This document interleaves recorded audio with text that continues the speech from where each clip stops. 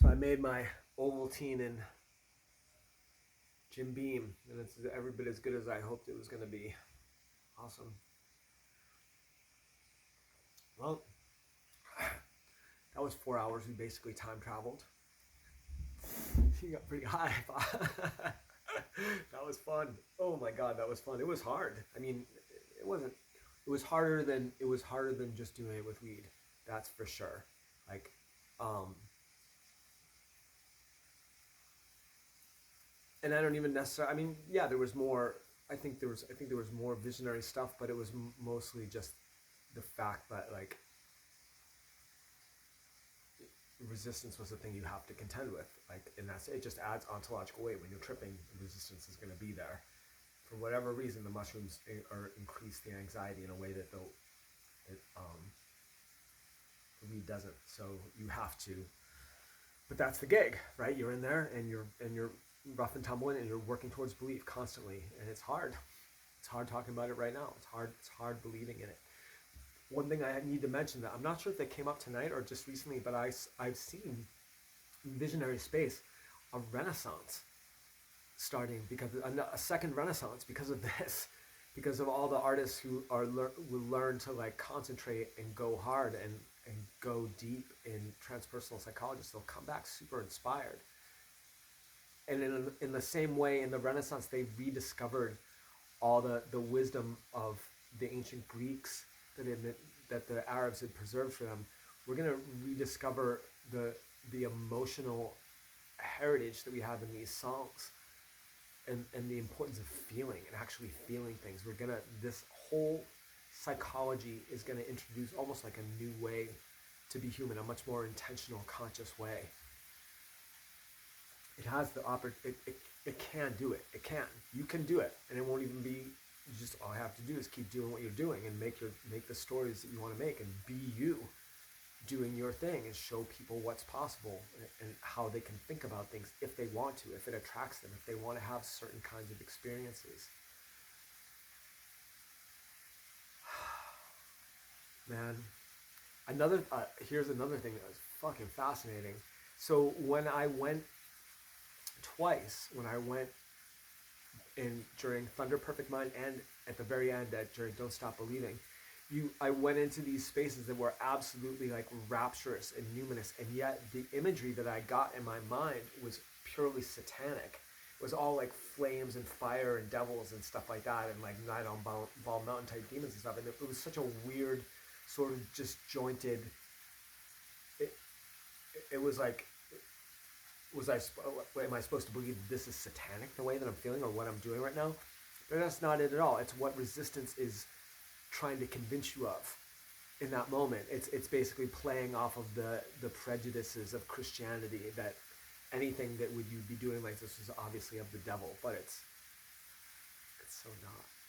The devil reveals himself there. You see him in what he is showing you. He is inadvertently telling on himself. He's projecting, right? And you see him for what he is. And so that force is real in this space. I can think mythopoetically about it, or I can think in a much more sort of like, I mean, doing it in the speculative fantasy mode of being like, oh, this is a game space. I'm inserted in a game space right now for our higher order civilization, and that really is a kind of AI that's intended to like to stop me and stop us in this space. It's a problem that we need to solve. And there have been lots of versions of this program where shit goes fucking sideways and ends in disaster. And then we reboot it and we try it again.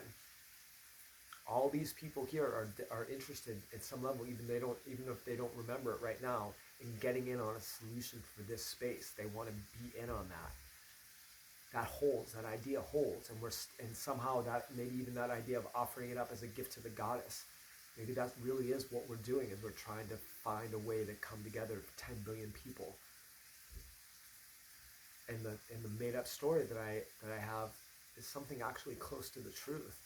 Not necessarily in its literal details, but like in the intention and the way we can frame our actions and what's happening around us is like close enough. It'll help us get to where we want to go, which is creating this optimal future for our progeny, because we're all in this together. That's what we have to start thinking about. So